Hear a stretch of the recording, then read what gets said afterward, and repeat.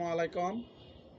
অনেক দিন ধরে ছাদে আসি না, কারণ আমার ওয়াইফ হসপিটালে ভর্তি, ওখানেই আমার সময় দিতে হয়।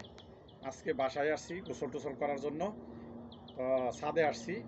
আইসা দেখি ছাদে আমার ড্রাগন গাছের ফল পাইকে গেছে গা। এই ফলগুলা তুলতেছি, একদম বেশি পাইকে গেছে গা।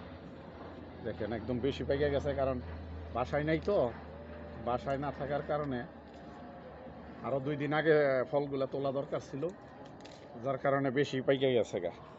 এই যে এখানে আনারও পাইকে গেছে। তারপরে আসো, এখানে এই যে মালটা আছে, মালটাগুলো দেখেন একদম কত বড় হয়ে গেছে গা। থাইকা দেখেন কত বড় বড় হয়ে গেছে গা মালটাগুলো একদম ইয়ে হয়ে গেছে গা। এই যে শুকনা কাঁচামরিচের গাছ, মরিচগুলো সব পাইকে গেছে গা। পুরা মরিচগুলা সব গেছে গা পাইকা। দেখেন কাঁচা মরিচগুলা ছিল, সবগুলা মরিচ পাইকা গেছে ছাদে না আসার কারণে। ড্রাম ভর্তি পানি, পুরা ড্রাম ভর্তি পানি হয়ে গেছে গা। ঠিক আছে, সবাই আমার স্ত্রীর জন্য দোয়া করছেন, এর জন্য সবাইকে অশেষ অশেষ অশেষ ধন্যবাদ।